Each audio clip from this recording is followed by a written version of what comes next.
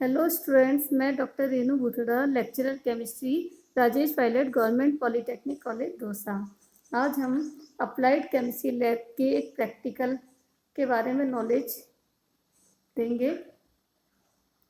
Experiment का नाम है determination of concentration of unknown HCl solution.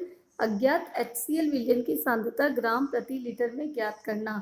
इसे अनुमापन विधि द्वारा ज्ञात किया जाएगा और इस प्रैक्टिकल को इस प्रकार लिखा जाता है और करा जाएगा, वो मैं बताने जा रही हूँ।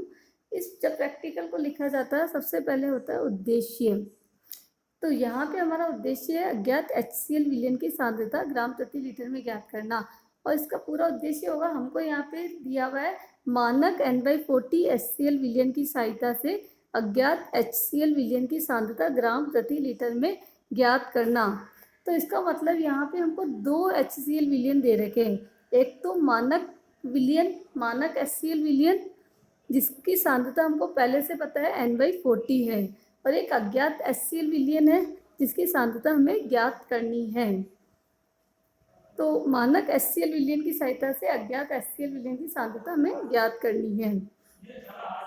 इसके लिए जो उपकरण काम में लिए जाते हैं, burette, pipette, conical flask, beaker, keep आदि। आवश्यक विलयन, सबसे फर्स्ट तो है कि मानक N/40 HCl विलयन की जरूरत पड़ेगी। सेकंड है HCl का अज्ञात विलयन जिसकी सांद्रता ज्ञात करनी है। और जब एक ही सॉल्यूशन के 2 विलयन होते हैं तो फिर वहाँ पे हमको माध्यमिक विलयन की जरूरत पड़ती है। तो यहाँ पे NaOH का माध्यमिक विलयन यूज किया जाएगा। और ये क्योंकि एसिड बेस टाइट्रेशन है, तो यहाँ पे जो हम सूचक काम में ले रहे हैं वो फिनोप्थिलिन सूचक काम में ले रहे हैं। यहाँ पे जो भी रिएक्शन होगी, यहाँ पे दो टाइट्रेशन करनी है। फर्स्ट टाइट्रेशन में तो मानक HCl की टाइट्रेशन NaOH विलयन के साथ कराई जाएगी, जिसकी सहायता से NaOH जो माध्यमिक विलयन है उसकी सांद्रता ज्ञात की जाएगी। और सेकेंड स्टेप में जो NaOH विलयन है उसकी अज्ञात HCl के साथ टाइट्रेशन कराई जाएगी। तो जो रिएक्शन है वो होती है HCl प्लस NaOH की। अज्ञात HCl भी हो सकता है और एक स्टेप में मानक HCl भी होता है। तो रिएक्शन तो HCl की हो रही है, तो रिएक्शन होती है HCl प्लस NaOH से बनेगा NaCl प्लस H2O। इस विधि में, अब इसकी विधि किस प्रकार है वो मैं बता रही हूँ आपको। हमने टाइट्रेशन में काम में आने वाले एपरेटस के बारे में इंफॉर्मेशन लास्ट लेक्चर में दी थी। तो इस विधि में अपने वो सारे एपरेटस काम, इस एक्सपेरिमेंट में वो ब्यूरेट, पिपेट, कॉनिकल फ्लास्क सब काम में आएंगे। तो सब विधि में फर्स्ट स्टेप है, सबसे पहले ब्यूरेट को धो के, जो लास्ट लेक्चर में बताया था कैसे धो के ब्यूरेट में NaOH विलयन भर लेते हैं। विलयन भरते हैं इसका मतलब उसको ब्यूरेट को सॉल्यूशन भर लेते हैं 0 तक। ऊपर की ओर 0 होता है ब्यूरेट में, तो 0.0 तक ब्यूरेट में सॉल्यूशन भर लेते हैं और NaOH सॉल्यूशन भरा जाता है ब्यूरेट में। सेकेंड स्टेप में अपन क्या कर रहे हैं कि पहले हम मानक HCl विलयन की NaOH विलयन के साथ टाइट्रेशन कर रहे हैं। तो सेकेंड स्टेप में हम क्या कर रहे हैं, कॉनिकल फ्लास्क में 10 ml HCl का मानक विलयन पिपेट की सहायता से लेते हैं। उसके बाद उसमें 3-4 ड्रॉप्स फिनोप्थिलिन सूचक की मिलाते हैं। हम फिनोप्थिलिन सूचक की मिलाते हैं क्योंकि अम्लीय माध्यम है। तो फिनोप्थिलिन सूचक का ये है कि अम्लीय माध्यम में विलयन रंगीन रहता है और क्षारीय माध्यम में पिंक कलर का हो जाता है। तो क्योंकि हमने HCl विलयन में फिनोप्थिलिन सूचक मिलाया है, अतः शुरू में विलयन रंगहीन रहता है, कलरलेस रहता है। उसके बाद हम ब्यूरेट से कॉनिकल फ्लास्क में NaOH विलयन मिलाते हैं बूंद बूंद करके। अंतिम बिंदु पे विलयन गुलाबी हो जाता है और जैसे ही गुलाबी रंग आता है हम ब्यूरेट को बंद कर देते हैं और ब्यूरेट का पाठ्यांक नोट कर लेते हैं। तो इस प्रकार जैसे ये एक रीडिंग हो गई जो ब्यूरेट का पाठ्यांक आएगा।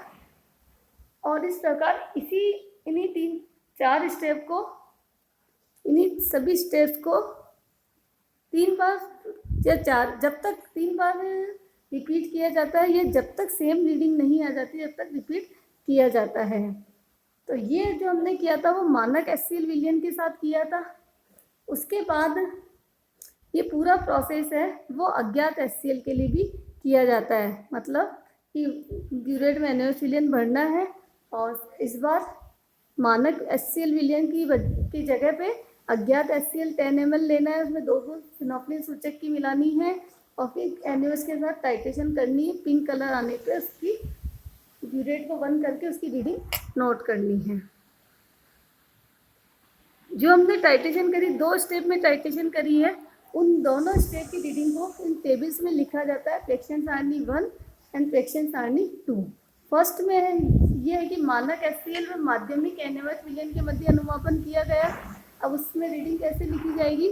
क्रम संख्या 1 पिपेट द्वारा लिया गया आयतन।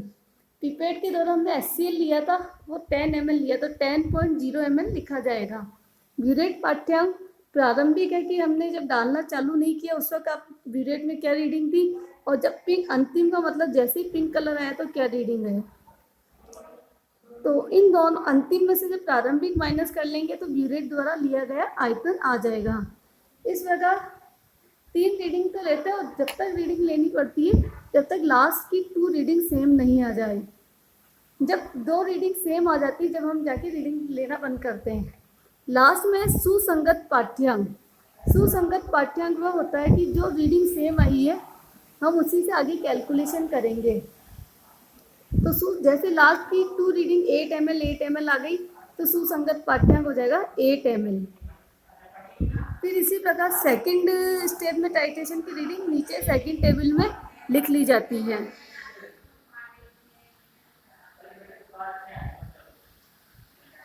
रीडिंग लेने के बाद आता है कैलकुलेशन, गणना। गणना में हमने क्योंकि 2 स्टेप में टाइट्रेशन करी तो 2 स्टेप में गणना है। फर्स्ट स्टेप में हमने मानक HCl और माध्यमिक NaOH विलयन की आपस में टाइट्रेशन करी थी।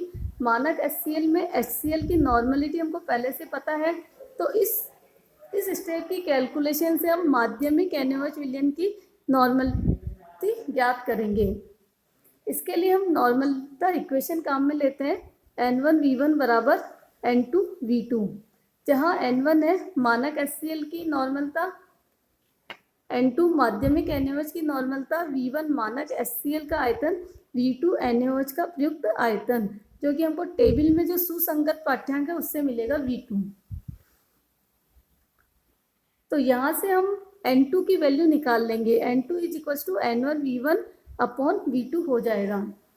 अब सेकेंड स्टेप में हमने टाइट्रेशन की थी अज्ञात HCl वर्सेस माध्यमिक NaOH, तो हम नॉर्मलिटी इक्वेशन लिखते हैं N3V3 = N4V4, वेयर N3 अज्ञात HCl की नॉर्मलता, N4 है माध्यमिक NaOH की नॉर्मलता। माध्यमिक NaOH दोनों स्टेप में सेम है, तो जो N2 की वैल्यू आई है वही N4 की वैल्यू होगी। V3 है अज्ञात HCl का आयतन और V4 है माध्यमिक NaOH का प्रयुक्त आयतन। तो N3 = N4V4 अपॉन V3 होगा और N4 की जगह हम N2 लिख देंगे, तो N3 = N2V4 upon V3। Calculation करने के बाद में हमको अज्ञात HCl विलयन की नॉर्मलता प्राप्त हो जाएगी जो कि N3 है। अब हमको नॉर्मलता को ग्राम प्रति लीटर में परिवर्तित करना है, तो इसके लिए फॉर्मूला होता है अज्ञात HCl विलयन की सांद्रता ग्राम प्रति लीटर में = N3 × HCl का तुल्यांकी भार। HCl का तुल्यांकी भार होता है 36.5, तो N3 जो भी आया उसको 36.5 से मल्टीप्लाई करेंगे, तो जो आंसर आएगा वो HCl विलयन की सांद्रता ग्राम प्रति लीटर में होगा। लास्ट में जब रिजल्ट अपनी कैलकुलेशन कंप्लीट हो गई है उसके बाद में परिणाम लिखा जाता है। परिणाम में ये लिखना है दिए गए अज्ञात HCl विलयन की सांद्रता जो भी प्राप्त हुई है ग्राम प्रति लीटर है। तो ये एक प्रैक्टिकल कंप्लीट हो गया है और इस आज के प्रैक्टिकल में हमने अज्ञात HCl विलयन की सांद्रता कैसे ज्ञात की जा सकती है उसके बारे में जाना। तो आज के लिए बस इतना ही। Thank you.